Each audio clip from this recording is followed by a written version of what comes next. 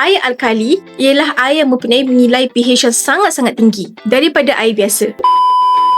Jadi, bila korang minum air alkali tu terus serap dalam sistem pencernaan, masuk ke aliran darah dan seterusnya sampai ke sel-sel badan korang. Kualiti air minuman korang ni pun memainkan peranan yang penting. Sebab sel ni dia perlukan persekitaran yang stabil untuk berfungsi dengan baik. Gaya hidup moden sekarang ni sangat-sangat cenderung untuk nak ke arah berasid. Contohnya pengambilan gula berlebihan, minuman bergas, stres dan kurang hidrasi. Ini menunjukkan sering dikaitkan dengan keadaan kronik. Contohnya diabetes, tekanan darah tinggi, masalah jantung dan keradangan yang berpanjangan. Sebab tu juga sekarang ni korang kena ada hidrasi yang baik, dan air yang boleh bantu untuk stabilkan pH badan sangat-sangat penting. So sekarang ni juga orang dah ramai ubah kepada perkara yang betul, iaitu tukar kepada Uniwave Plus. Air alkali dalam Uniwave Plus ni dihasilkan untuk sokong hidrasi sel dan dapat bantu badan korang berfungsi dengan lebih efisien dalam jangka masa yang panjang. So, kesihatan ni bermula daripada sel badan tau. Dan ia juga bermula apa yang kita minum setiap hari.